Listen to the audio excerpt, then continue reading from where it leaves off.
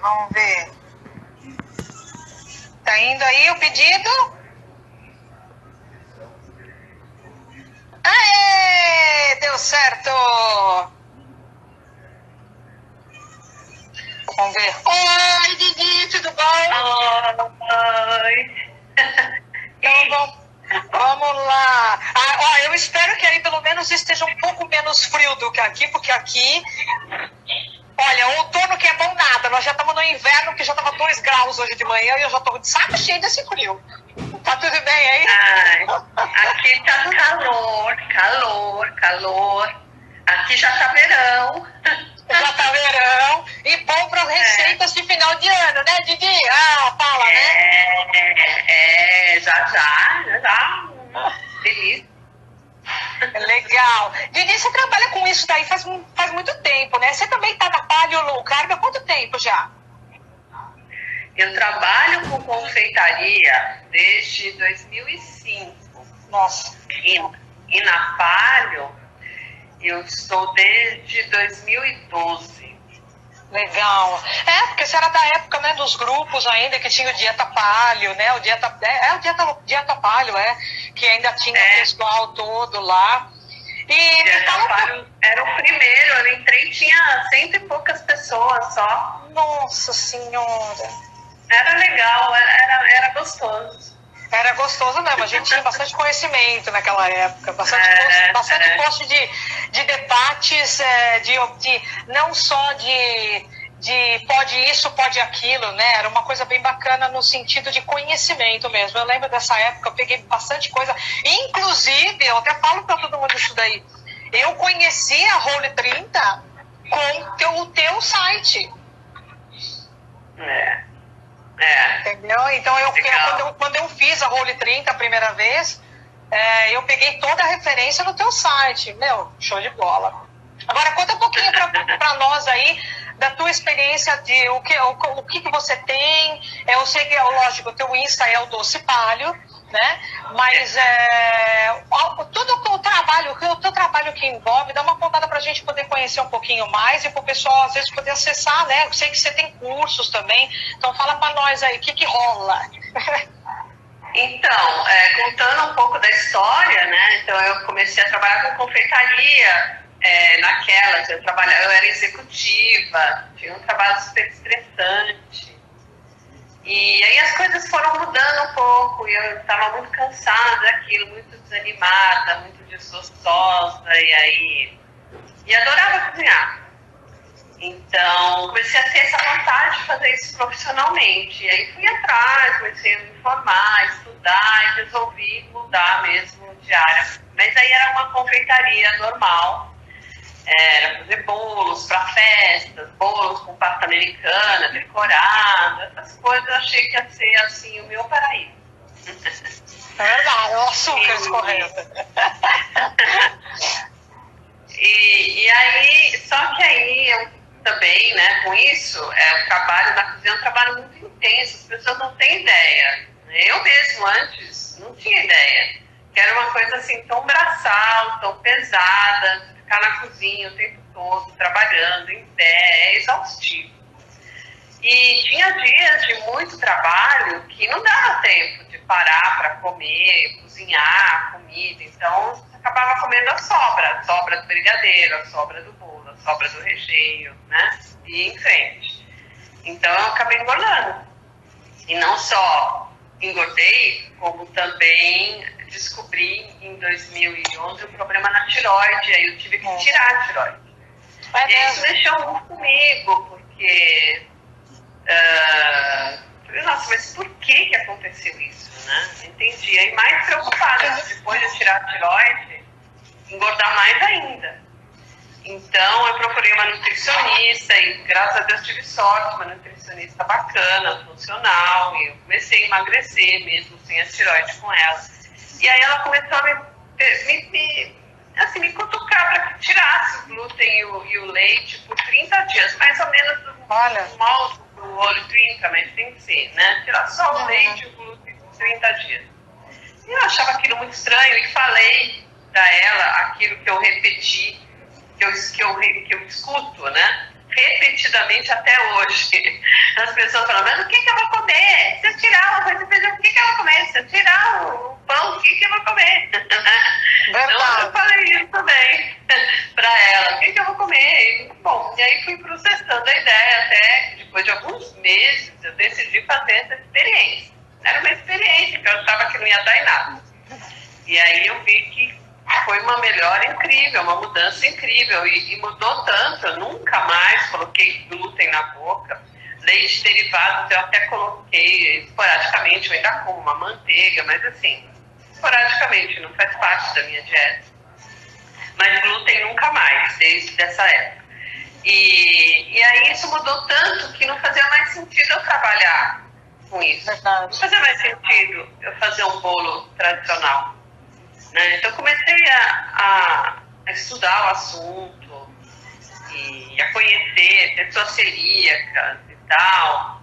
E o mundo celíaco, o mundo sem glúten, já era uma realidade. Era novo, né? Desconhecido pela maioria, mas já era uma realidade. Então já havia algumas receitas, já havia um histórico de culinária sem glúten. Né? Então eu só fui conhecer, né, mergulhar nisso, entender as regras, como é que funcionam, qual a função dos ingredientes, como fazer para que eles substituíssem. Né? E voltando de novo um pouco mais para trás, quando eu fui estudar, né, gastronomia, especialmente confeitaria, que sempre foi minha área, eu sempre quis saber mais sobre a função de cada ingrediente. E aí eu descobri que isso não é matéria de nenhum curso. Isso não se estuda na escola de gastronomia. Na escola de gastronomia, nas faculdades, você aprende a executar corretamente, a cortar, né, a manusear corretamente, mas você não aprende a entender como que cada um daqueles ingredientes funciona numa receita. E eu tive, assim, depois de muito procurar, noções muito rasas, né? E eu consegui ter um pouco mais de informação num curso online que eu fiz na Universidade de Hong Kong.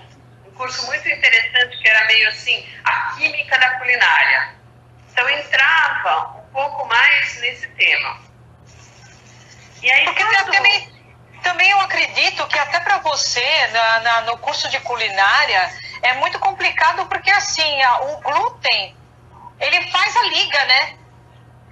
Então a gente está acostumado a colocar a farinha que sempre dá certo, né? Não? Então quem sabe fazer um bolo, bota farinha. Eu acredito que deve ter dado um nó, porque a pessoa fala assim, cara, tudo bem, tirei o glúten da minha alimentação, agora com o que eu vou dar liga nessa bagaça aqui, né? Exatamente, é isso mesmo. É por aí, é essa a questão. Como é que eu vou substituir isso direito, né? Bom, então eu li um livro bem tradicional na culinária sem glúten, que é de uma mãe americana que conta a história dela, anos antes, né? E o filho ficava doente, ninguém resolvia, aquela peregrinação de médico, até que finalmente um médico descobriu que ele era celíaco.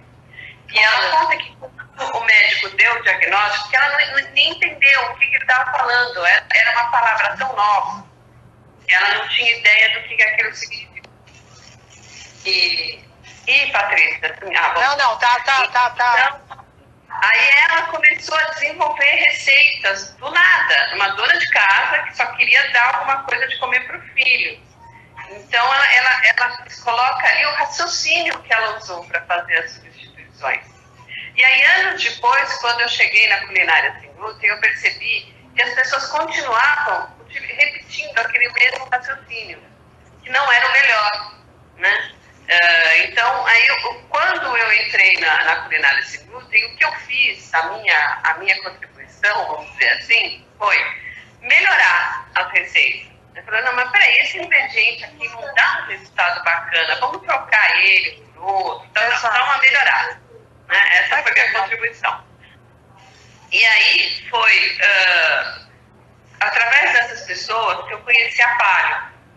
Que também era uma novidade, super novidade. Aí eu, não, que negócio interessante, peraí, deixa eu ir lá ver isso aí direito. E aí resolvi adotar a paleo depois a low carb, né? Então, quando a gente começou, não existiam receitas, né, como hoje. O meu livro, o meu receitas foi o primeiro em português.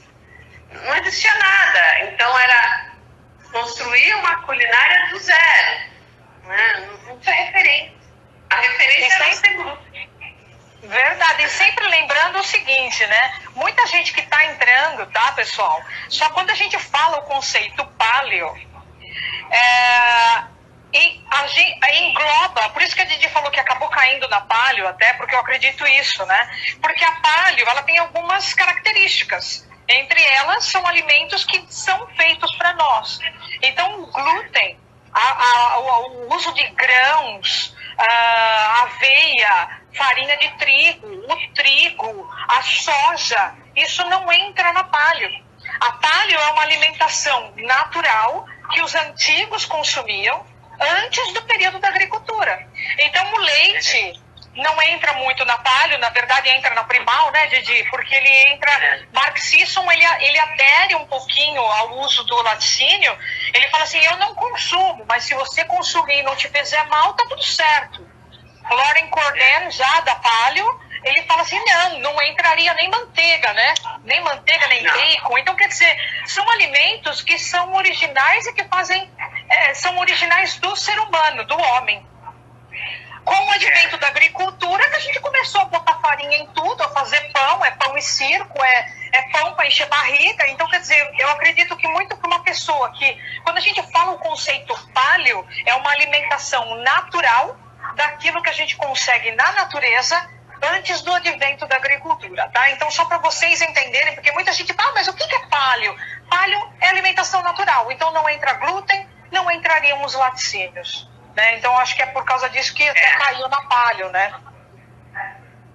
A paleo, eu acho que é um conceito mais robusto, eu gosto mais, mas ele não deslanchou no Brasil, então a maioria das pessoas não conhece, né? Então, hoje, o que é conhecido é a low carb. Então, na paleo, você tem essa questão daquele alimento que a gente está mais adaptado a digerir. Então, alimento que os nossos antepassados comiam, né? Quando o corpo físico foi desenhado como tal, quando a gente deixou de ser um animal e passou a ser um homem. Então, essa alimentação que ajudou nessa mudança é a alimentação que a gente está mais adaptado a digerir, consequentemente, alimentando-se assim fica menos doente. Até no Magic Pill, né, no documentário que está passando na Netflix, mostra um pouco isso, né? Quando mostra os aborígenes, né? O que vocês comiam, morriam de quê, não ficavam doentes, eram fortes, mostrava a imagem, né? Eles fortões, assim, grandes. E aí, atualmente, com uma dieta ocidental, eles estão ficando super doentes, gordos. Né? Verdade. Então, mostra um pouco essa situação que a gente se encontra, né, hoje em dia. Então, a partir dessa experiência, voltando um pouco para a história, a partir dessa experiência de criar as receitas low carb e tal, eu acabei, mais uma vez, adaptando o meu negócio também. Então, hoje em dia, eu trabalho eu ainda tenho alguns produtos só sem glúten, tenho produtos paleo e tenho produtos low carb, né, na minha grade, né, de produtos. Então, além dos produtos prontos, eu tenho os e-books de receitas e tenho os cursos. Os cursos, né? Cursos, eles focam em low carb mesmo. Então, eu tenho um curso que chama Personal Chef Low Carb, que é um curso de 4 semanas online, onde o aluno tem aulas diárias e o curso é dividido em módulos. Então, tem o primeiro módulo que é café da manhã, Ai, que legal. almoço, o terceiro, lanches, o quarto, jantar. Então, dentro desses módulos, as aulas, elas seguem o tema. Então, no café da manhã, a gente vai ter aulas com receitas de pão, a gente vai falar do café, a gente vai falar do chá, a gente vai falar dos ovos, com um monte de receitas de ovos, né? Aí no almoço tem receita para várias refeições, e a gente fala um pouco também de como dividir um prato, como montar o prato, né? Mais verdura, menos verdura, mais carne, menos carne, enfim. Que legal. Essa coisa, por aí o curso vai se desenvolvendo. Então, esses cursos online, eles são legais porque a interação comigo é grande, né? Porque eu posto as aulas diariamente, eu tiro dúvidas. Que legal. E funciona, eu acho super gratificante, assim, esse contato. É bem legal. Porque a pessoa também pode fazer e tirar dúvida até no dia com você, né? Bacana isso daí. Na hora. É na hora. É bem interativo. E, fora o personal, a gente tem um curso específico sobre chocolates, que aí começa ensinando como escolher um bom chocolate, o que é um bom chocolate, o que não é, porque as pessoas não sabem, né? Lê a lista de ingredientes, sabe, chocolate, bom, acabou, mas não é. Tem chocolate e chocolate. Então é importante, e ainda mais aqui no Brasil, distinguir. Acho que mais do que na Alemanha, né, Patrícia? Aqui, no supermercado, você praticamente não consegue encontrar um chocolate decente. E muito chocolate, mas só chocolate lixo. Eu acredito que são os acessos, né, Didi? Porque aqui, se você... Vai lá por fora. Eu acredito porque aqui você tem muito... Aqui você encontra em qualquer lugar, tá? Chocolate acima de 70. Você encontra de várias marcas, inclusive Lindt, você encontra em supermercado, por exemplo, um 99, um 80, 82, de várias marcas, né? Agora, no Brasil é complicado. Eu trabalhava com chocolate ao leite, óbvio, que eu trabalhei muitos anos com chocolate, mas a gente tinha poucas marcas, né? A gente ia numa loja da vida, aí um Canguru, e comprava barronas de 5 quilos de Nestlé, Garoto, né? Agora tem um outro conceito, né? Então é bem legal. Tem gente já falando aqui, ó, que tá gostando do curso. O Reginaldo tá aí, né, Reginaldo? Bom pra ele, papalho, low carb na veia, né? E tem muita gente assim que tá fazendo o curso e tá dando aqui a repercussão, falando que tá gostando. E o do chocolate é bom agora também nessa época do final do ano, né, Didi? Também, porque a ideia do chocolate é entender como é que funciona para saber comprar e tal, saber manusear o chocolate, mas também para fazer o faça e venda, né? Então, exato. Ensina como modelar, como embalagens, né? Então é legal para fazer o faça e venda. Então, final de ano é uma boa época, porque tem as lembrancinhas, né? E também passa, daqui a pouco a pasta tá aí. Então, quem quer fazer produto para vender tem que se organizar com antecedência, né?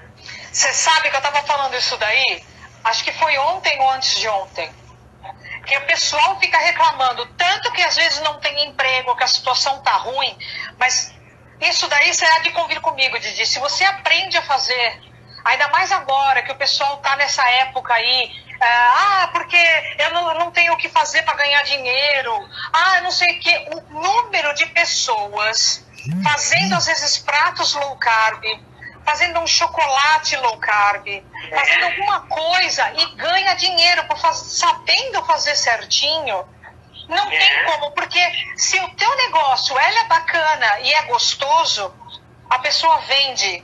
A pessoa pode não vender uma caneta, não pode não vender um tricô, mas coisa de comida vende, porque o valor é pequeno, entre aspas, e a pessoa, se for bem feitinho, vende. Porque todo mundo tem que comer, né? Então, de uma forma ou de outra, você vai vender, né? Então, é uma questão de organizar e se preparar e correr atrás, né? Eu estava lendo, inclusive você me lembrou um negócio que eu li do Silvio Santos contando a história dele, que ele estava super mal, super sem grana, E aí ele tentava arrumar emprego e não conseguia. E aí ele lembrou de um amigo dele que tinha um bar que ele costumava frequentar.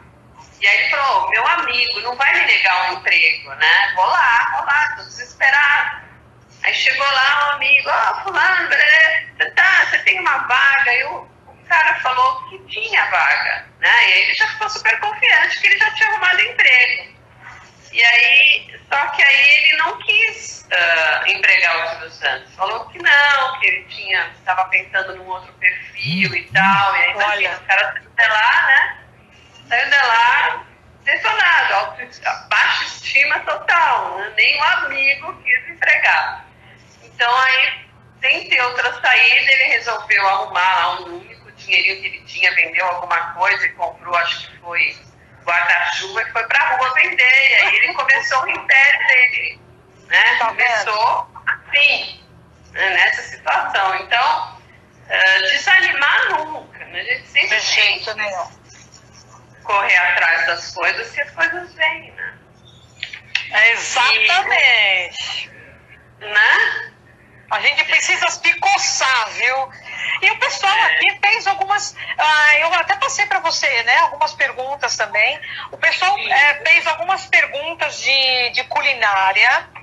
Claro, né, gente? Só lembrando vocês, o curso completo da Didi é alguma coisa totalmente diferente. O que nós vamos abordar aqui, algumas curiosidades que o pessoal perguntou a respeito de culinária low carb. Por quê? Justamente por causa disso.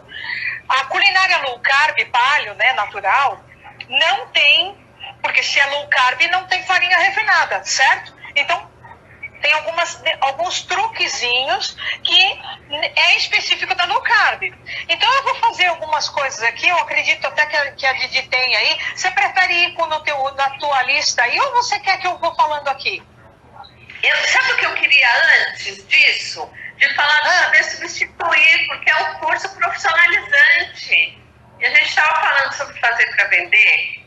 E o saber substituir é um curso que caiu aí. É um curso que eu amo demais. E ele prepara as pessoas para fazer os alimentos low carb para vender.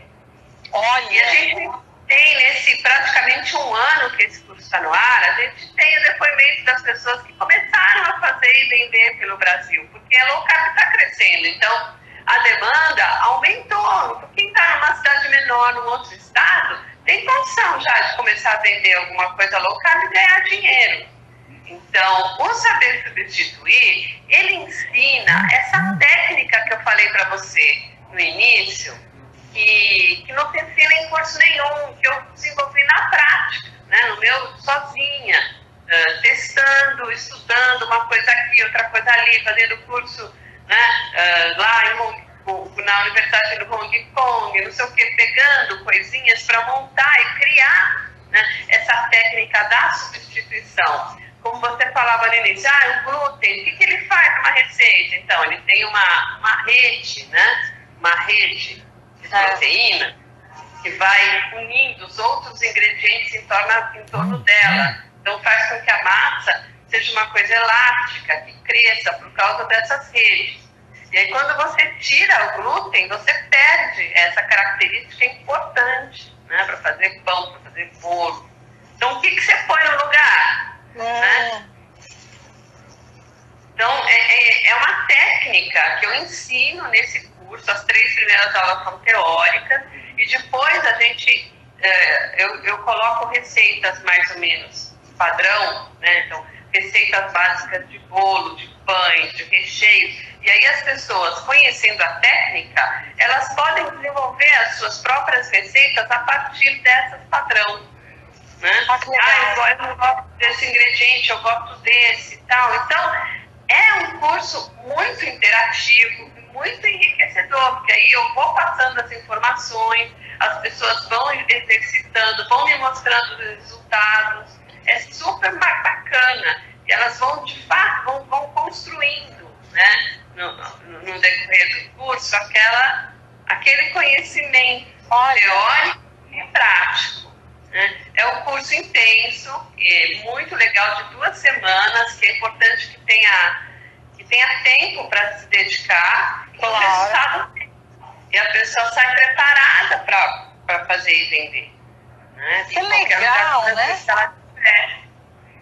Isso é muito bacana esse curso, então eu não queria deixar de falar nele, porque... Nossa, interessantíssimo. E é legal mesmo se a pessoa não quiser fazer para vender.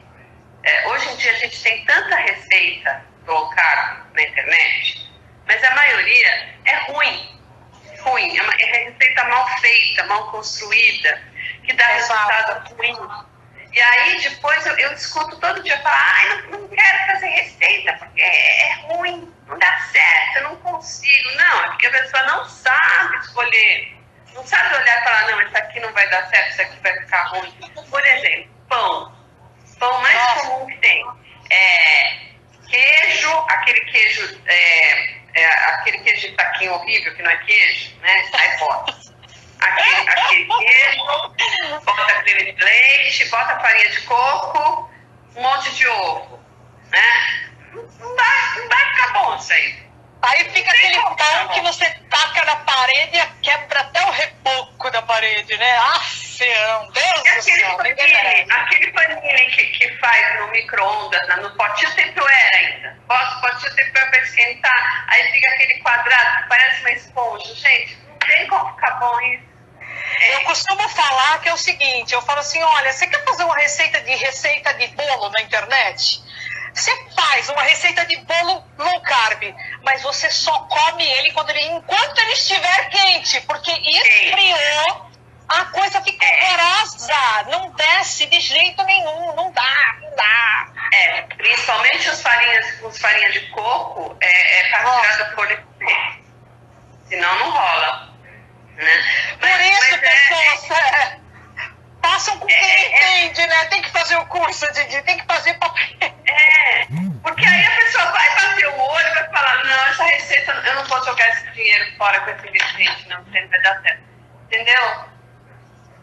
Exato. Porque às vezes a pessoa é legal, né? A pessoa é legal, é bacana, né? Tem uma imagem legal, aí a pessoa empatiza, né, com aquele que está divulgando a receita. É bacana, olha como ele é legal, gostei dele, vou fazer a receita dele. Fora que gasta uma grana lascada, né, porque deixa pra quem sabe, né, ou aprende a fazer direitinho, eu acho que é muito válido. É a mesma coisa que a gente fala, né, eu sei porque eu fiz isso daí de chocolate, por exemplo, mesmo trabalhando com um chocolate normal, tradicional.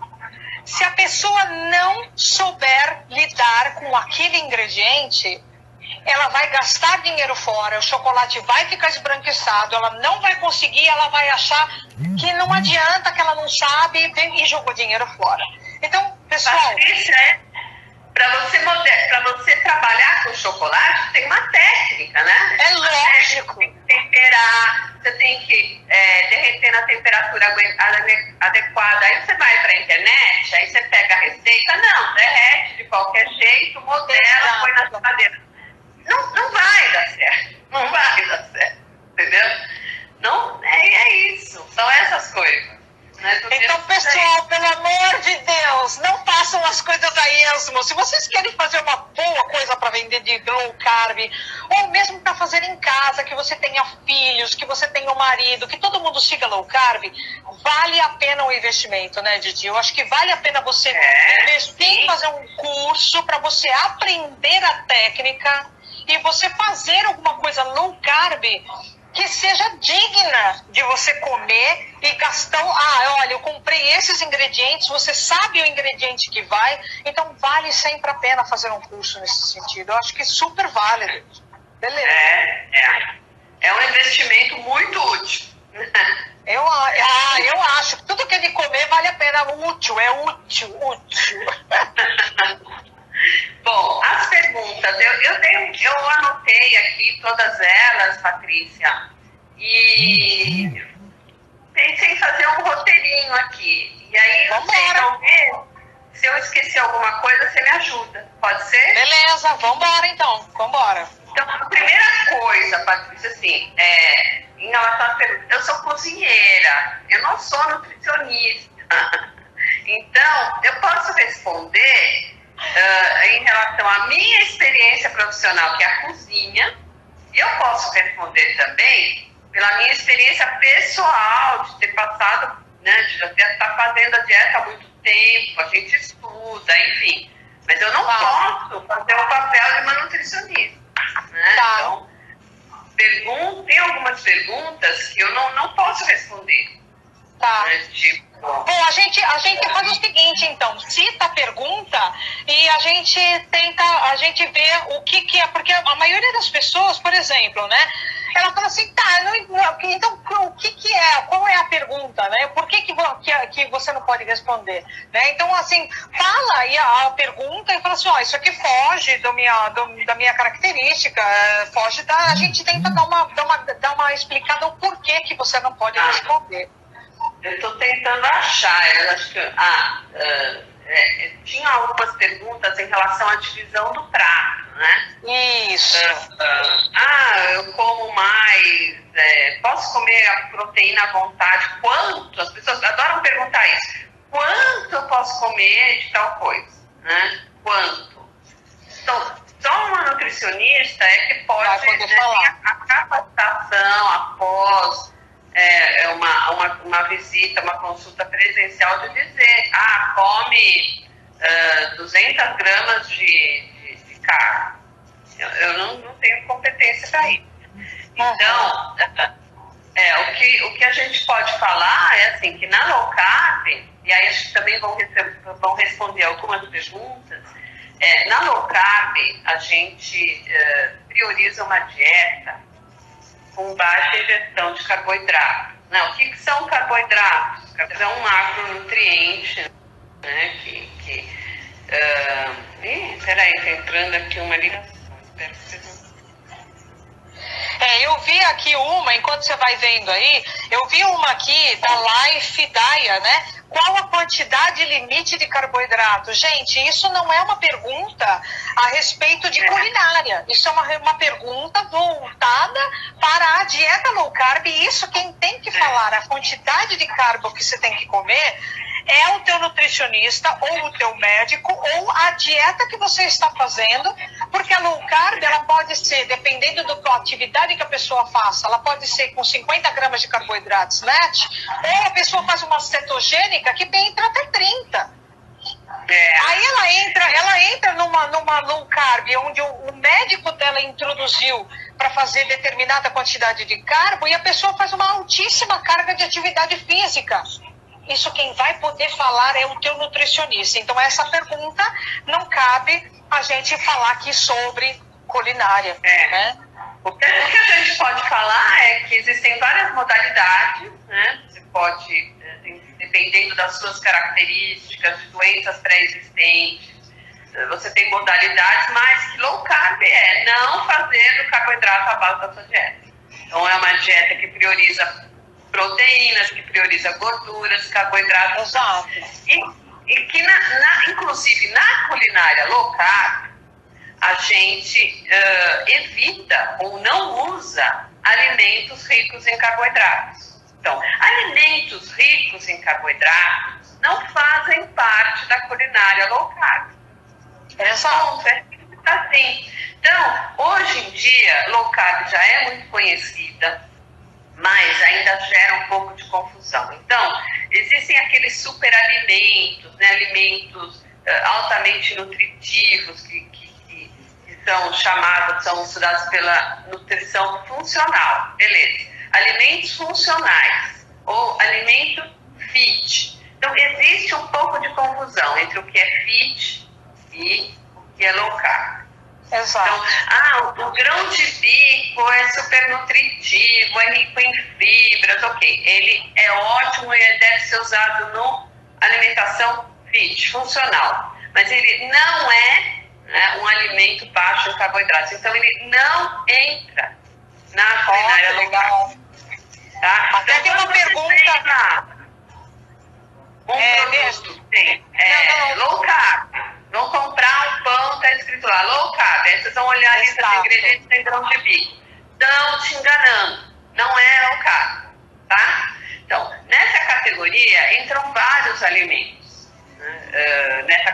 que é funcional, que as nutricionistas adoram, mas não é low carb. Aqui tem uma pergunta, inclusive, sobre milho.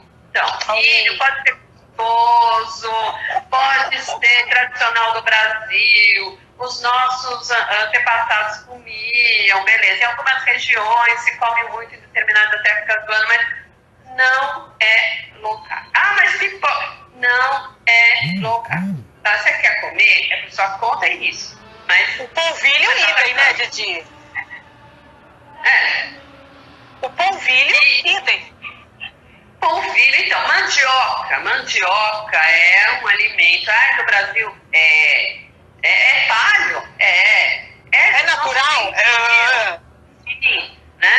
É legal, é gostoso, super, mas é rico em amido. Então, na dieta low carb, não entra derivados de milho, pipoca. Ah, mas minha nutricionista falou que pipoca pode. Bom, tudo bem, mas não é low carb.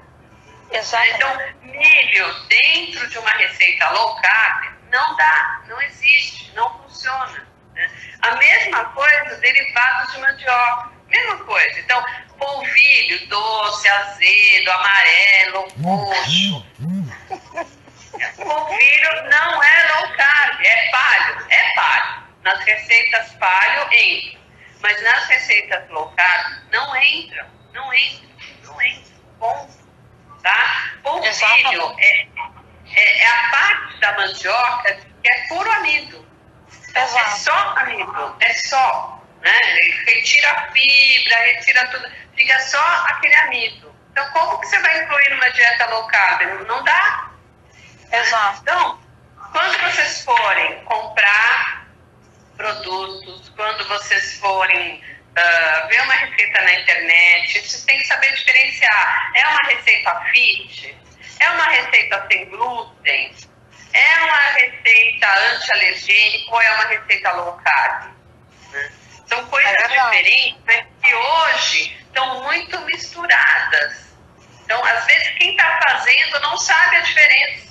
E aí mistura esses conceitos todos. Então, é importante que todo mundo que siga low carb entenda de uma vez por todas. E aí não venha com esses ingredientes e falar, mas a fulana disse que tudo bem. Lá no outro grupo falaram que tudo bem. A minha Nutri falou que tudo bem.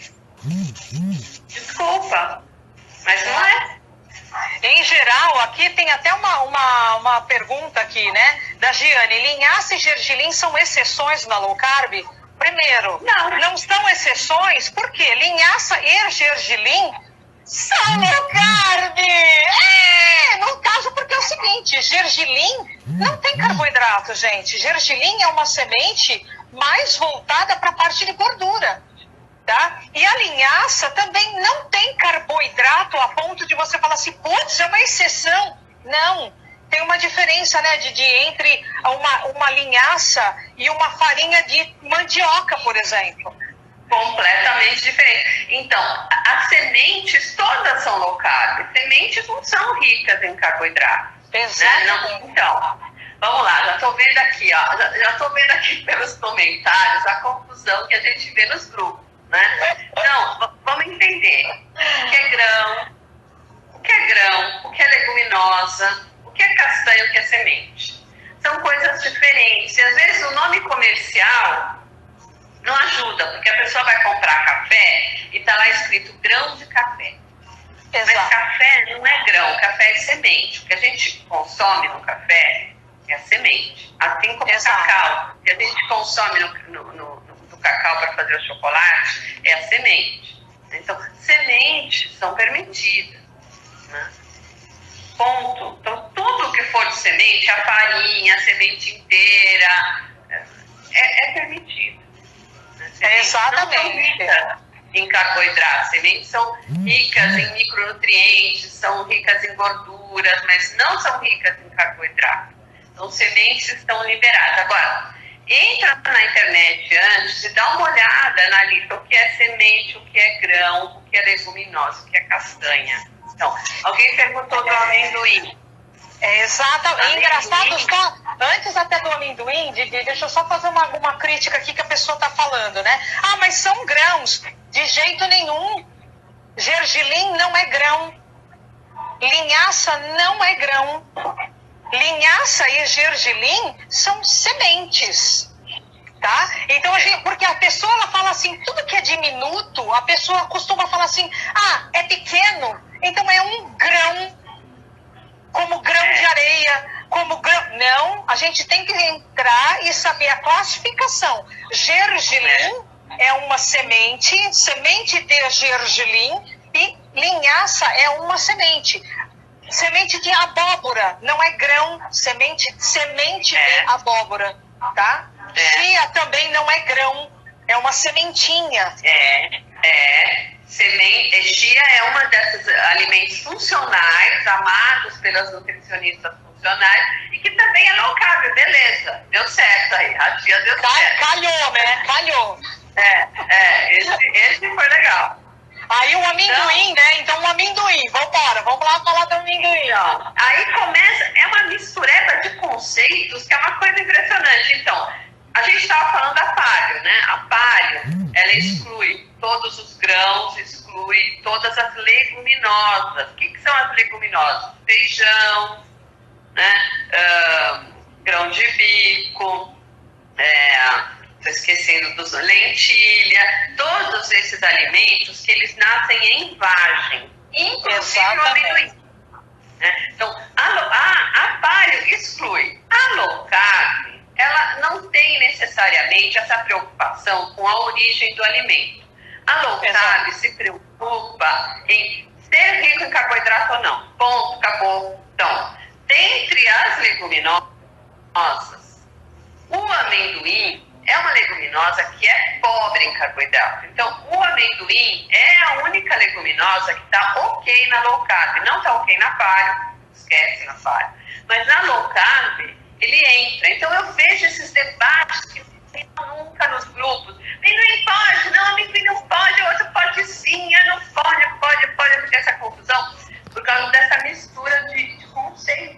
Então, se você está fazendo uma dieta low carb, está preocupado em não fazer os carboidratos à base da sua alimentação, o amendoim tá ok, tranquilo, use o amendoim, né?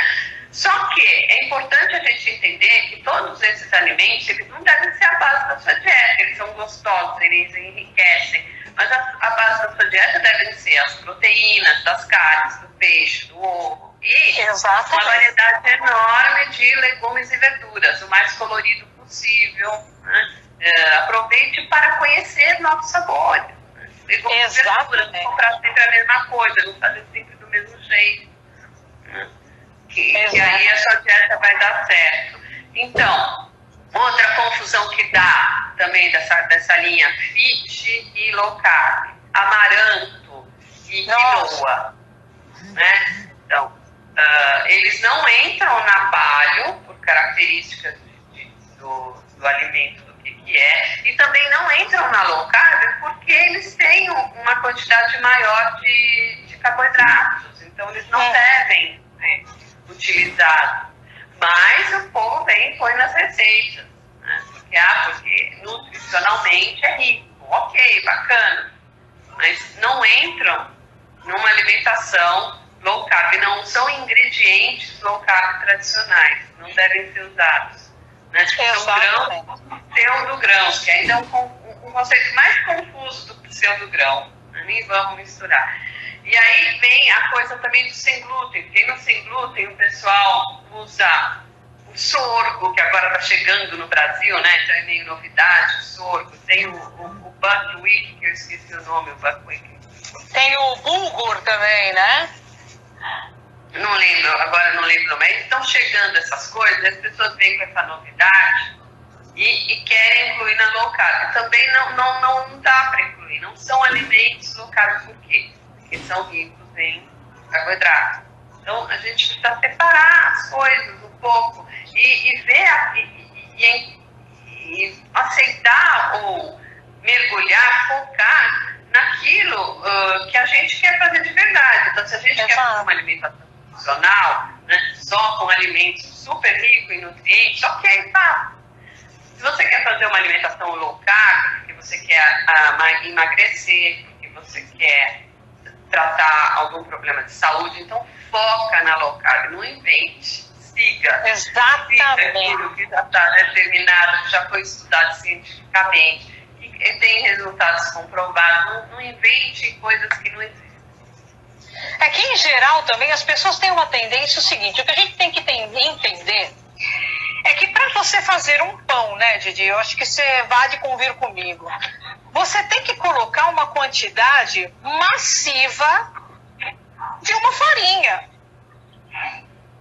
Então, o que as pessoas às vezes não entendem é que nem teve uma pessoa que falou assim, tá, e o que eu substituo para fazer o pão de queijo? Primeiro, pão de queijo feito com polvilho, ele pode ser sem glúten, mas ele é de longe low carb. Uma tapioca é livre de glúten, mas é de longe low carb. Não é low carb. Então depende do seu...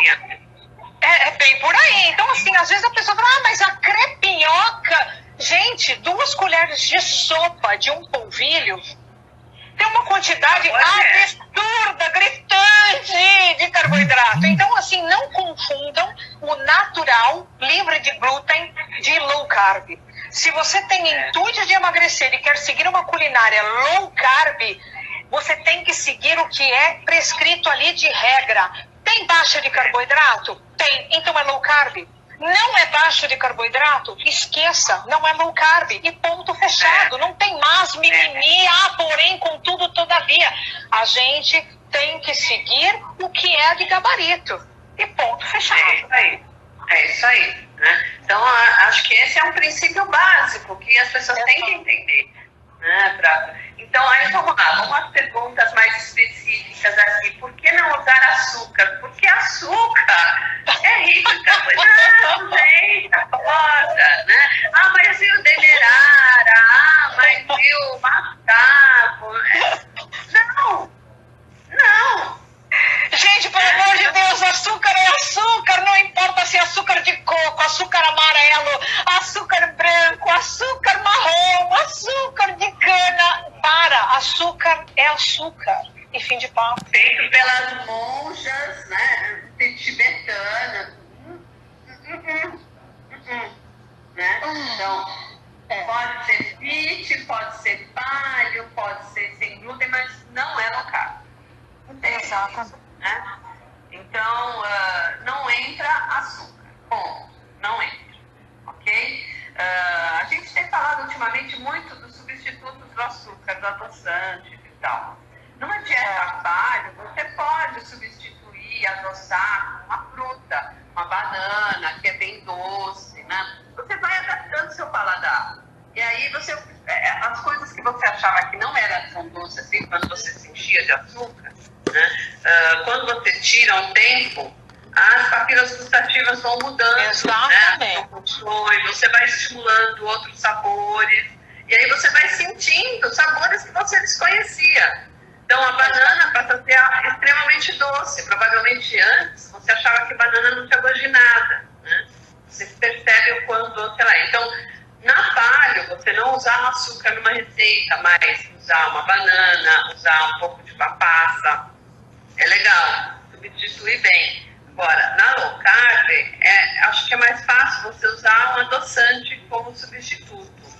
Exato. Não há, a princípio, restrição de adoçantes na low carb. Você pode usar qualquer adoçante, mas a indústria aceita alguns produtos como não açúcar, sendo que, de fato, o nosso corpo metaboliza como açúcar e a sua insulina vai elevar. Então, não compre nem use produtos que dizem que são sem açúcar, mas incluem maltitol, maltodextrina, coisas desse tipo, porque tudo isso vai virar açúcar dentro do seu corpo.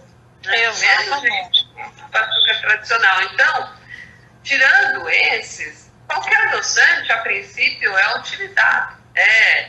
Pode ser utilizado. Não tem, mas só estévia, só xilitol, só eritrol. Não, esses são os melhores, esses são os que a gente mais indica. Mas você pode usar qualquer um que você ache que é bom para você, contanto que de fato não tem açúcar.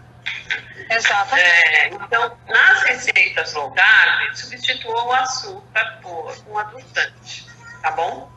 Tá. Em geral, só uma coisinha, né? Que o pessoal está perguntando aqui e que está falando disso daí. Gente, vocês têm que ter uma ideia, é o seguinte: açúcar não é esse grão branco somente, né? Que a gente vê na mesa. Então, açúcar para a low carb é tudo aquilo que aqui a gente ingere, que daqui para baixo vira glicose. Então, pão tem açúcar, arroz é açúcar, a batata é açúcar, as frutas têm açúcar. Então, tudo que vira daqui para baixo, glicose na corrente sanguínea, é açúcar. Então, você falar para mim que você vai usar na low carb um xarope de milho, é açúcar. Você falar que vai usar um xarope de arroz ou de agave, é açúcar, meus amores. Não me faça cair os pelos da sobrancelha, porque é açúcar. Então, em geral, aí tem uma diferença, né, Didi? Por exemplo, né, da gente falar dos adoçantes que podem ser utilizados como o xilitol e o eritritol. O xilitol e o eritritol, eles são carboidratos. Isso é verdade. O xilitol é 100% carboidratos, mas eles são fibras. Eles não são açúcares. Eles não viram glicose daqui para baixo. Tá? Então, o xilitol, você comer 2 colheres de sopa de xilitol, vai te dar uma bela de uma dor de barriga. Por quê? Porque ele é fibra. Tá? Então, ele não é carboidrato assimilado como glicose. Ele é carboidrato fibra. Tem essa diferença também. Tem. E nos vegetais também tem muita fibra, né? As pessoas começam a contar e ficam desesperadas. Eu comi uma cenoura e, nossa, minha tabela de carboidrato estourou. Né? Inclusive, tem pergunta de cenoura e beterraba aqui. Não, fibra, calmam, como a sua cenoura em paz, comam as verduras e legumes à vontade, em paz, tá? Então, você quer comer beterraba e cenoura? Coma, eu também como, tá? Mas não deve ser a base da sua dieta, mas compõe a sua dieta, na boa. Existe sim uma avaliação, pesquisas que mostram que elas crus, né, são melhores do que as cozidas, Exatamente. A conversão, né, o aquecimento aí faz com que aumente o açúcar um pouco, mas não é nada assim também dramático, não é? Não é uma diferença gritante, né? Não vai atrapalhar a sua dieta, a menos que você só coma isso o dia inteiro, todos os dias da semana, aí pode ser que atrapalhe. Mas incluir no seu prato não tem problema nenhum. Outra pergunta das frutas, né? As frutas que podem comer. Então, as frutas que podem comer são as frutas com pouco carboidrato. Então, são as frutas vermelhas, a acerola, morango, as berries, né, estrangeiras, que aqui são carésimas, mas enfim, cereja, a amora, bacana, a gente está em época de amora, quem tiver amora certo, manda ver. Mas as outras são mais fora do país, a gente não tem muito acesso, mas tem acerola, tem morango, quem mais? Kiwi, né? O kiwi, que é uma berry também. Você pode incluir uma ameixa também na sua dieta. Exatamente. Tem o limão, que é uma fruta, aí você pode fazer um suquinho e tal, é bacana. Então, maracujá, essas frutas de baixo índice glicêmico, você pode incluir, mas eu não sei o que é baixo índice glicêmico. Bom, existem na internet, você acha fácil esses números, né? Tabela nutricional do maracujá, ele vai te dar lá. Você pode baixar a tabela TACO, que é o parâmetro feito pela Unicamp, com os valores nutricionais de todos os alimentos. Você baixa no seu computador e ali tem todas as informações. Você pode baixar um app na internet, onde você vai colocando ali tudo que você come e ele te diz quanto que você comeu de carboidrato, de gordura, de proteína, enfim. Se você quiser controlar isso, você tem acesso fácil. Né? Eu não lembro o nome dos apps, você lembra algum aí? Tem o Fat Secret, tem o Life is Zoom, né? Em geral, gente, lembrando sempre disso, tá? Que nem teve uma pergunta aí, laranja. Gente, a laranja, fruta, você comer a laranja com o bagaço, com as fibras e etc. E uma laranja não é problema nenhum. Ele até entra dentro de uma low carb. Agora, o problema é a pessoa pegar e fazer o suco com 4, 5 laranjas e tomar um copo de suco. Você está bebendo açúcar. Desculpa, mas a partir do momento que você filtra esse suco, você até, né, Didi, você há de convir comigo. As pessoas têm o costume de fazer suco verde. Pega pepino, pega não sei o quê, pega salsão. Você fez um suco verde com uma bandeja deste tamanho de vegetais, folhas e legumes. Quando você concentra isso daí num copinho assim, verde, você está ingerindo uma série de também açúcares que tem nesses vegetais que você não iria conseguir consumir se você consumisse esse açúcar, esse vegetal puro, na forma que ele é natural. As fibras fora, né? Fica só com o caldinho. E ainda bota abacaxi, bota laranja. Exato. Então, assim, gente, o ideal é você comer um vegetal e a fruta in natura. Você fazer um suco numa centrífuga de maçã. Uma maçã até nem tem um grau tão acentuado de açúcar. Agora, você fazer na centrífuga um copo de suco de maçã é uma bomba de glicemia, é uma bomba de açúcar. É bem isso, as pessoas precisam entender isso. Tem uma pergunta aqui do tal qual, que é também bem recorrente, porque as pessoas vão no mercado e veem o preço dos adoçantes, né? Xilitol e eritrol nem tem no supermercado aqui no Brasil, você tem que ir em casa especializada. Daí, assim, é caro. O menor preço, no lugar mais barato, que é a zona cerealista aqui em São Paulo, você vai pagar o xilitol R$50 o quilo, vai pagar uns 35, 40 o eritritol. É caro. Sim. Né? Você vai no supermercado, você compra um potinho de tal qual, sei lá, por 10, 15 reais. Né? Então, por que eu não posso comprar isso? Então, é sempre importante olhar a lista de ingredientes, tal qual é um produto barato, porque tem ingredientes baratos que fazem mal para a sua saúde. Então, o adoçante que tem ali é um adoçante que não é melhor. Não é tão, né? Te dá indício, te dá problemas de saúde a longo prazo, sérios. E além disso, tem maltodextrina, tem porcarias ali, tem açúcar lá dentro. Então, gente, Didi, vai terminar aqui, eu vou reiniciar, tá? Tá dando 1 hora, eu já vou reiniciar. Particularmente, eu gosto daqui bem clarinha, para não ter o gosto caramelado.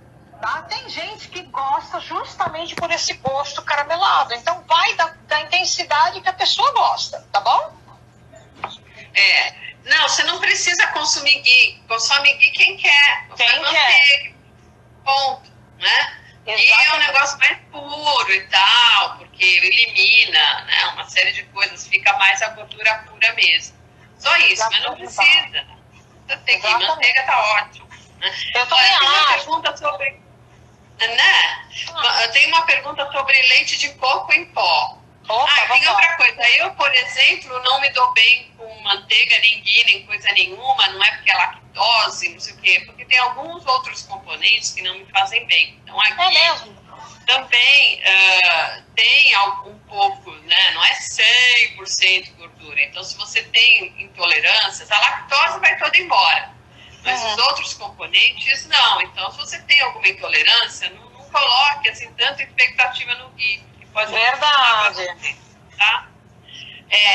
O leite de coco em pó tá na moda aqui no Brasil. Não sei se na Alemanha tem essa... Aqui chegou há pouco tempo, tá na moda. E custa R$100 o quilo. R$100 o quilo. É tudo importado, apesar de ter pouco pra caramba no Brasil, não se fabrica aqui ainda, vem da Indonésia, sei lá de onde. Então é caríssimo. Então, é prático? É prático. Colocar no café um pouquinho, né, dá para fazer, sei lá, cappuccino, enfim, é legal. Mas a gente tem que lembrar não precisa, né? Não precisa, não é essencial. Eu mesmo acho um crime colocar leite de coco em pó numa receita. Eu acho, por causa do preço. Né? É engraçado que comprar essa receita. É engraçado porque é o seguinte, às vezes as pessoas perguntam pra mim, elas chegam pra fazer low carb, eu acho que você sente a mesma coisa, né? De assim, ai, nossa, mas eu acho muito cara. Gente, eu posso contar nos dedos pra você as vezes que eu uso óleo de coco, às vezes que eu uso ghee eu não uso faz mais de ano. Às vezes que eu uso, eu comprei, para vocês terem uma ideia, quando eu fui para Londres na palestra do Dr. Souto, eu achei no mercado o leite de coco em pó, em pacotinho. Comprei. Eu dei tudo embora, porque eu não uso. Primeiro que eu não gosto do leite de coco no café, que eu gosto de café puro, entendeu? E eu não faço receitas. Então, assim, para mim, ó, farinha de amêndoa, farinha de coco, farinha de não sei o que, eu não uso, né? Então, assim, gente, não precisa, não tem essa necessidade de você ter que ter o óleo de coco, o leite de coco em pó, porque eu tenho que comprar a farinha de amêndoas do Sagrado. Para com isso, não precisa de nada disso. E você pode fazer receitas com ingredientes baratos, não precisa ter farinha de amêndoa para fazer receita, né? Então, tudo isso é questão de ponderar mesmo. Então, o leite de coco em pó, você quer, você gosta, você pode comprar, beleza. Mas saiba que, para ele ficar aquele pozinho fininho, vai maltodextrina, tá? Não é puro. Te engana quem fala que é puro. E outra, essas coisas que são muito caras e são meio difíceis de encontrar, tipo as farinhas de legumes e frutas, o leite de coco em pó, são passíveis, né, de as pessoas ficarem tentadas a misturar coisas ali baratas para ganhar mais dinheiro em cima. Exato. Então, tenham muito cuidado na hora de comprar essas coisas. Peçam um laudo de pureza, comprem embalagens fechadas que tenham lá os ingredientes, né, que dá um pouco mais de segurança. Comprar essas coisas a granel, ou mais baratas, alguém que está vendendo muito mais barato que os outros, desconfie. Mas também tem outra, né? Você vai usar uma farinha, um pó de leite de coco numa receita onde você vai ter que adicionar água para diluir. Então é muito mais fácil pegar o leite de coco, né? Não, eu concordo com você. Muito mais fácil, muito mais barato, porque a gente tem coco aqui. Então, esses derivados de coco que a gente tem aqui, pô, usa eles, né? Pra que usar um troço substituto super caro? Mas tem receitas que colocam o leite em pó como parte do volume da receita, entende? Não é como líquido, mas para ter volume no lugar de uma farinha, entendeu? Entendi. Ai, é muito caro, Deus do céu. Mas não há necessidade. Não tem. Não há. Mas quer usar, usa. Tem também várias pessoas pedindo dicas de congelamento. Eu posso congelar isso, posso congelar aquilo, como é que faz? Enfim. Essa é uma das aulas do personal chef sobre congelamento. Legal. É uma das aulas do curso, então te indico a fazer o curso. Agora, de uma maneira geral, você pode congelar praticamente tudo. Da low carb, não estou lembrando nada aqui que não fique bom congelado. Mas algumas coisas podem alterar, né, a consistência, tipo legumes. Você só cozinha e congela. Ele pode ficar um pouco mais borrachudo. Então, o ideal é você cozinhar levemente e depois fazer o que chama de branquear, que é jogar na água gelada. Gela com gelo e água, joga ali para ela dar aquela resfriada rápida. Né? Então, cozinha por pouco, deixa al dente, né? Que você consiga mastigar bem, que não esteja mais cru, mas que não esteja molão. E aí você branqueia, deixa esfriar bem, escorre bem a água e aí congela. Então você vai ter um resultado melhor, né? Menos borrachudo, um ar mais, com um frescor maior, tá? Sim. Agora, carnes você congela tranquilamente. Folha crua não vai dar certo. Você vai ter que cozinhar as folhas para congelar. Para congelar e dá certo, né?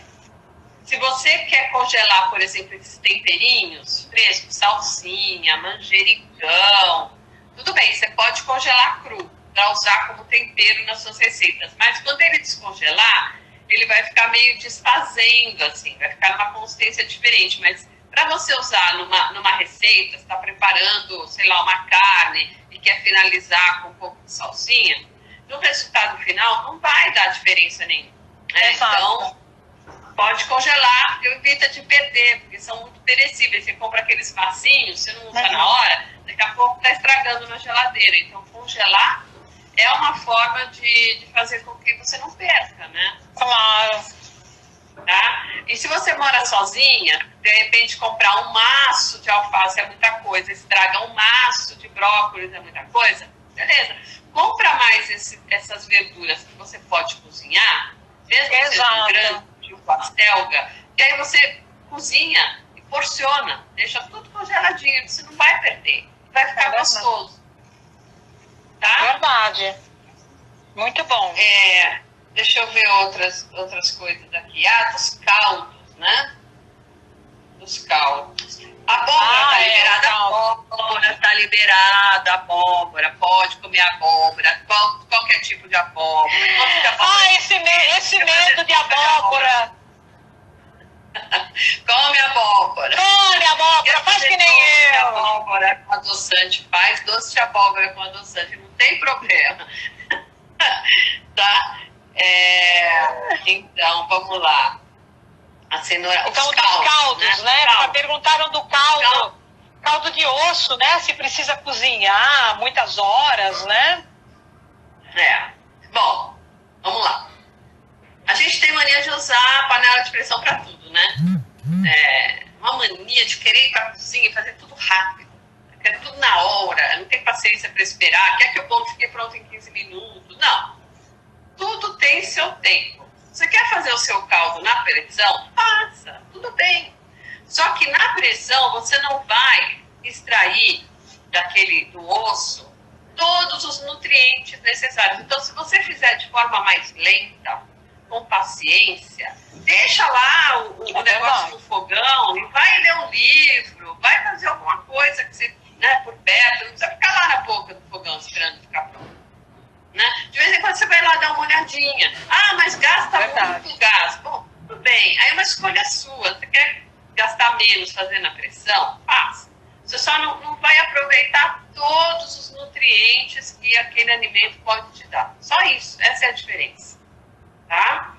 E vai ficar mais saboroso. Na pressão não vai ficar tão saboroso. Vai ficar um gostinho meio de água. Você vai ter que tacar um monte de tempero ali. Eu gosto de fazer o caldo de ossos. Primeiro o osso e os legumes vão para o forno. Dá uma tostada. Depois vai para a panela. E demora 12 horas esse caldo.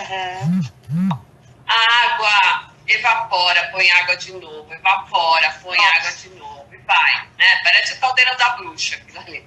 E vai. Mas fica um sabor, uma coisa tão maravilhosa. Gente, mas fica um caldo que é uma delícia, lógico.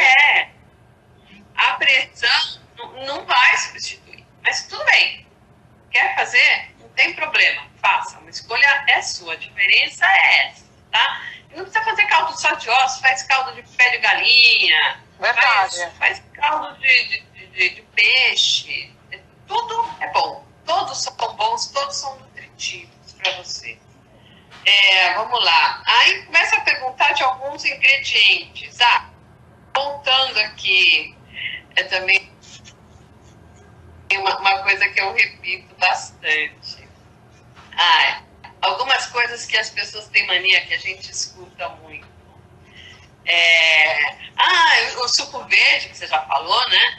Não, o pessoal chega entusiasmado para emagrecer, aí começa a tomar suco verde de manhã. manhã, aí alguém fala que chá de hibisco é bom para emagrecer, e aí o outro fala que gengibre é termogênico, aí a pessoa faz aquela salada mista, faz uma jarra de suco de hibisco com gengibre, com tudo que tem direito, e toma o dia inteiro aquilo, né? Porque ela quer emagrecer rápido. E, gente, calma. Quer tomar chá de hibisco? Toma. Não é ruim, é bacana. Toma uma xícara por dia. Quer usar o gengibre? É uns 5 litros, né?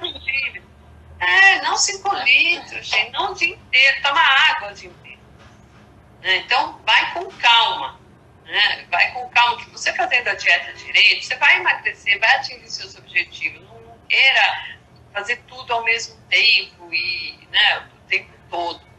Então, chá de hibisco não toma o dia inteiro, não. Você quer tomar o chá de hibisco com limão, com gengibre, ok, tome. Botar pimenta, caiena, faz a mistura que você achar que deve. Ficou gostoso, está tomando? Beleza, faça, mas não isso o dia inteiro, tá? Que não vai ser legal. Entendi. Tem lugar para água, por aí para mesmo. outras coisas. Né? Tem uma pergunta aqui que eu acho que você vai poder responder melhor que eu, viu, Patrícia? Que é a história de que alimento é bom para TPM. Primeiro que eu já não menstruo faz anos. Em geral, né, os alimentos que são bons para TPM são os alimentos que são ricos em magnésio, né? Por quê? Porque dá uma relaxada muscular. Então, a pessoa que está em TPM, ela está numa fase de tensão, tá? Então, alimentos que contenham magnésio são ótimos para TPM. Infelizmente, o chocolate, ou felizmente, tem magnésio. Então, as pessoas, elas associam, né? Até mesmo para meninas, né? Em idade de começar a primeira menstruação, etc e tal, a mãe é a primeira a falar, olha, filhinha, quando você estiver nessa fase, você come o chocolate. Isso se cria uma crença. Sendo que, por exemplo, um abacate tem muito mais vezes magnésio do que um tablete de chocolate. E não é cheio de açúcar. Então, assim, não faz estragos na sua dieta. Então, coco, magnésio, a própria batata doce tem magnésio.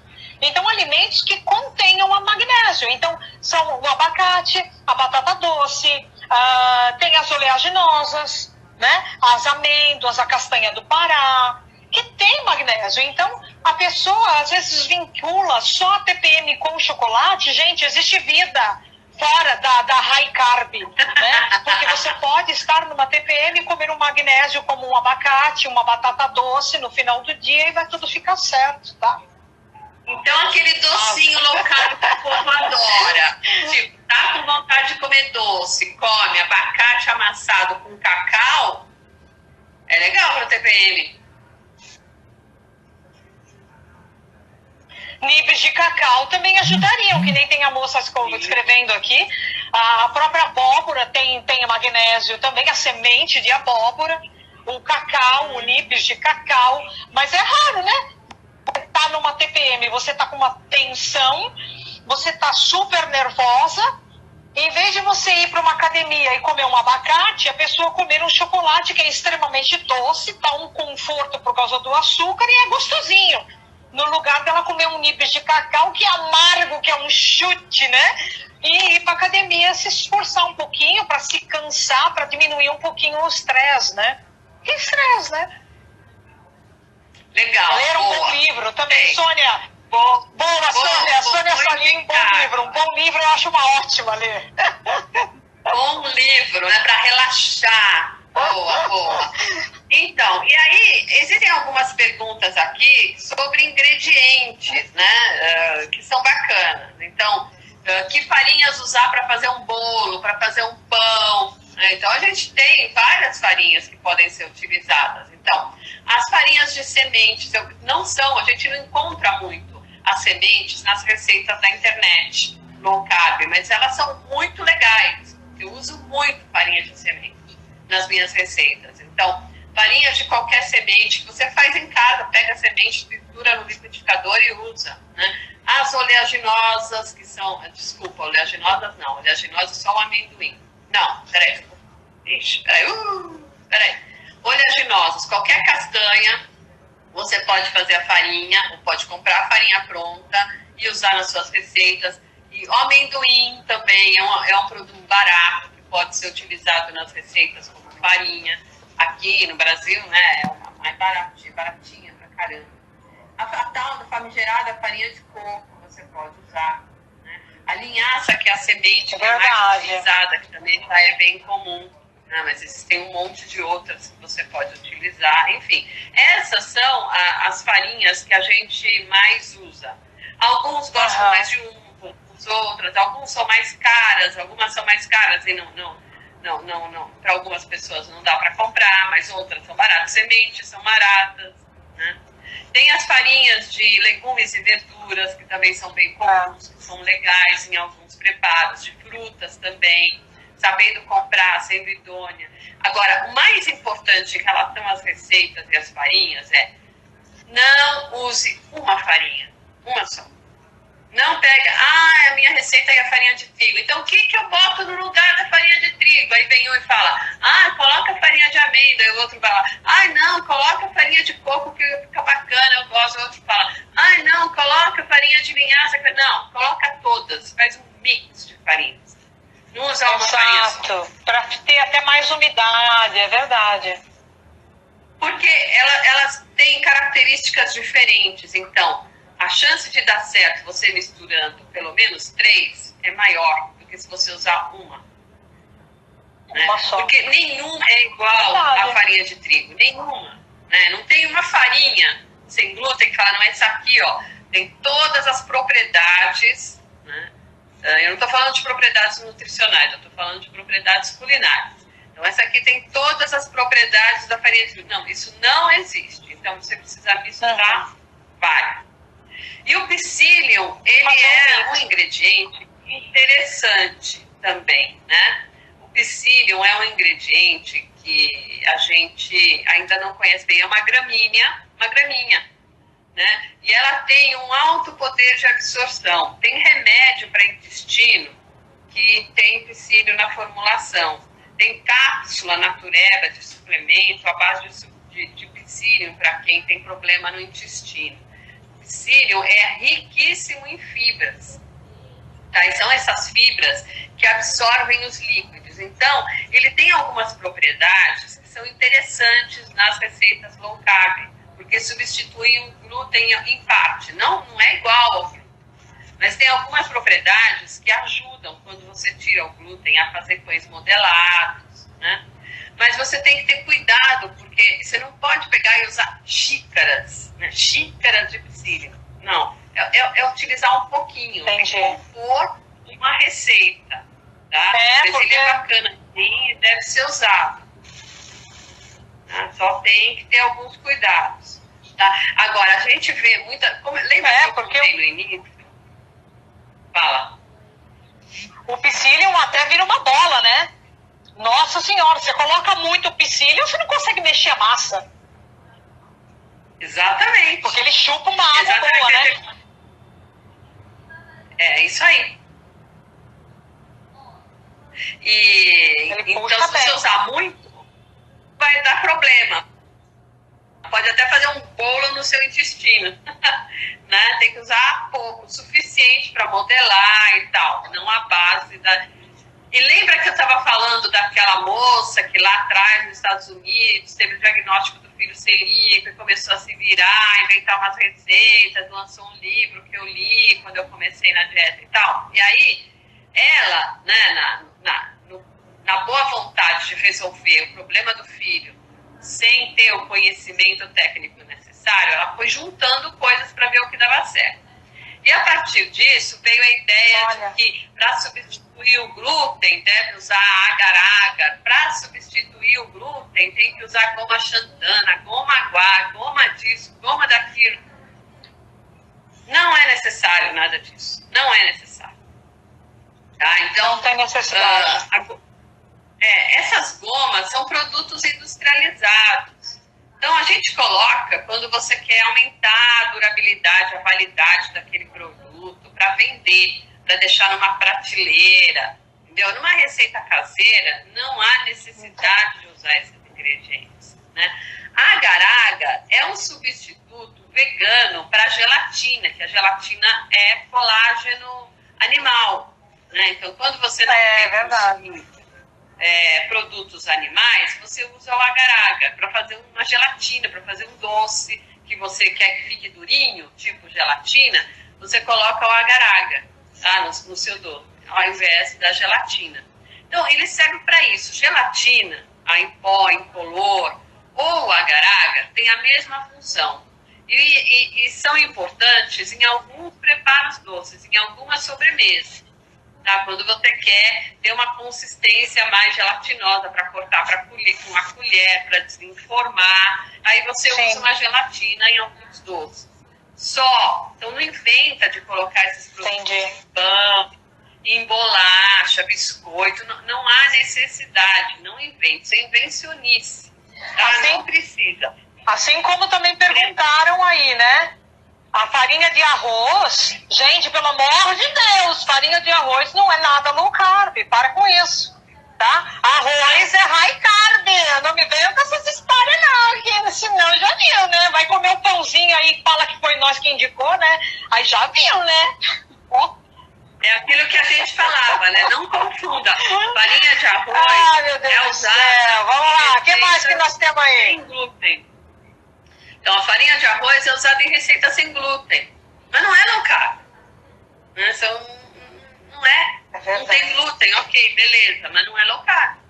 Tá? Então, perguntaram também sobre o cremor tártaro, que é um pozinho, creme tártaro, né? A única receita que eu uso creme tártaro é se você quiser fazer um fermento de bolo caseiro. Aí você usa o creme tártaro. Fora isso, pra que usar o creme tártaro? Mas se quer usar, tem alguma receita que vai? Beleza, pode usar, não tem problema.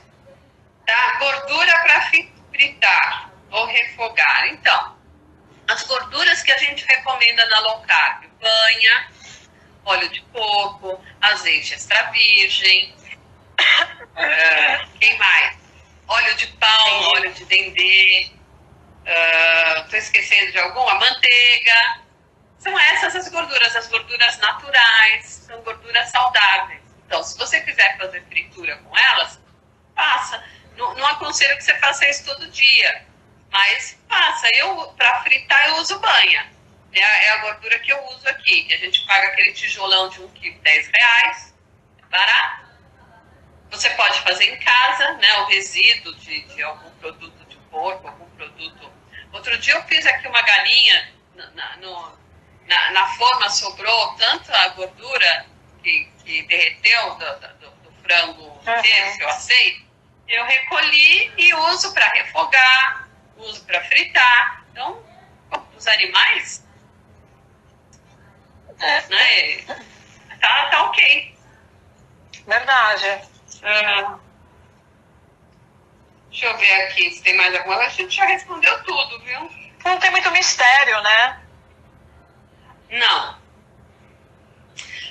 Pão de queijo. Inclusive, até aí eu não sei, né? Mas aqui, por exemplo, esses negócios de óleos, né? Aqui se usa muito, tem muito para vender, inclusive óleo de nozes, óleo de amêndoa, né? E óleo de semente de abóbora, tá? Então, assim, são óleos naturais, tá, gente? Então, tudo que é natural, que não é prensado mecanicamente, não é feito a quente, que nem o óleo de soja, o óleo de milho, esses negócios assim, que é industrializado, você pode usar, fazer um bolo com óleo de nozes, por exemplo. Ó, que chique. Chique. Então, tem mais 2 perguntinhas aqui. Você falou no início a respeito de pão de queijo, né? Então, pão de queijo é feito à base de polvilho, não é low carb. Na internet tem muita receita de pão de queijo. Tem receitas boas, porque não é pão de queijo, né? É queijo com ovo. Eu nunca comi, porque eu não como nem queijo nem ovo, então não sei que sabor que tem, mas imagino que seja uma coisa meio enjoativa. E que você tenha que cuidar o tipo de queijo que você vai colocar ali para você suportar comer. Mas fica bonitinho, fica um bolinho de queijo. Até fica gostoso. Então, você quer comer um pão de queijo low carb, faça uma receita dessas. Eu, no curso, no Saber Substituir, a gente tem alguns exercícios, e um dos exercícios é a receita de pão de queijo tradicional, para a gente pensar em como substituir aqueles ingredientes tradicionais, né? E fazer um pãozinho de queijo. Então, a gente exercita isso dentro do curso para ter outras opções além do queijo no ovo, né? São dois alimentos que a gente acaba comendo muito quando faz a low carb. Ovo, queijo, creme de leite, né? Então, é bom variar um pouco. A outra pergunta é especificamente sobre a farinha de coco.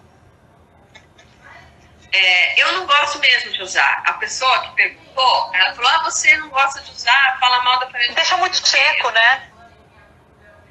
É muita fibra, e para fazer bolo, pão, ele empapa, sabe?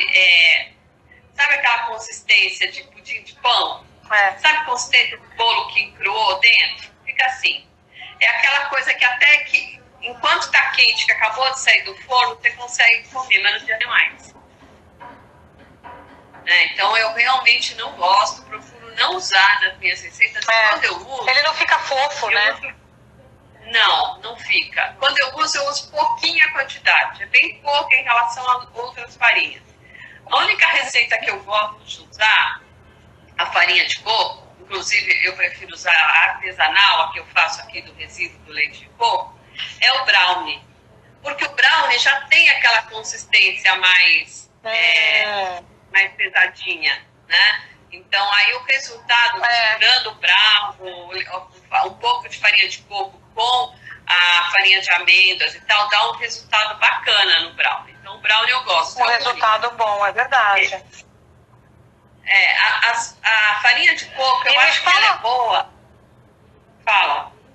A farinha de coco, eu acho que ela é boa. Me fala uma coisa aqui, que eu não sei se você... Opa, peraí, deixa eu ver aqui. Que tá picando bastante aqui pra mim. Eu não sei se o pessoal tá picando aí pra vocês, né? Mas eu não sei se tá com um pouquinho de atraso aqui pra mim, mas tudo bem. Uma coisa que esse negócio da farinha de coco, e é sempre aquilo que você falou, né? De misturar as farinhas, que eu acho que dá mais leveza, que nem você falou, né? Na receita, né? Agora, uma pessoa me perguntou aqui, eu não sei se eu te passei essa pergunta, que ela falou assim que ela queria um pão, é meio impossível, né? Com um cheirinho de pão de verdade. Eu ensino a fazer no Saber Substituir. É mesmo? Já mostrei aqui várias vezes. Eu vendo esse pão, é o pão de sementes que está na minha loja habitual. Ele fica mesmo com cheirinho de pão, né? Ele tem farinha de berinjela, tem farinha de berinjela e tem várias farinhas de sementes. Fica muito gostoso.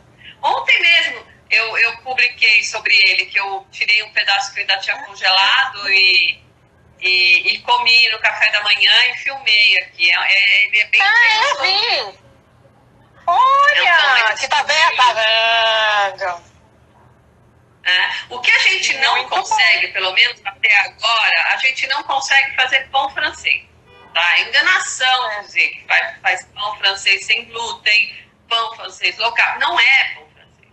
Não dá. Porque o pão francês é o resultado da farinha de trigo super refinada. Que você tem aquele pão com aquela casca super crocante, um miolinho branco, a casca dourada. A gente não consegue essa consistência, essa textura, a gente não consegue. Agora, se você aprecia pão mais rústico, que nem você tem aí na Alemanha, com mais facilidade, aqueles pães mais rústicos, de casca, com fermentação natural, esse a gente já consegue chegar a um resultado bem próximo. Tá? Então, assim, eu não sou contra receitas, principalmente se você for levar a dieta para a sua vida. Então, eu acho que as receitas, elas podem ser muito úteis no começo, na adaptação. Se você comia muito mal, comida lixo, tá viciado de açúcar, era miojo, bolacha recheada, né? Esse tipo de alimentação super ruim, Coca-Cola o dia inteiro, e aí você assume a low carb. Esse período inicial, esse desmame do açúcar, pode ser muito difícil. Então, você abusar do bacon, abusar das receitas, eu não acho ruim. Pode ajudar muito na adaptação. E depois, quando você quiser levar para a sua vida, né, você já atingiu o seu objetivo, mas depois eu quero continuar com uma dieta bacana.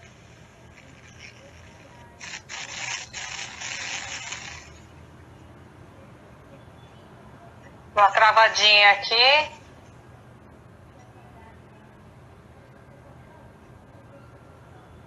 Voltou.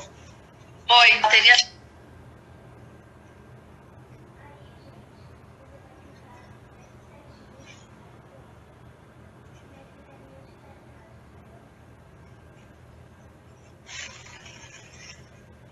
Deixa eu voltar. Vocês estão conseguindo ouvir bem, gente? Tá falhando para vocês ou é só para mim que tá?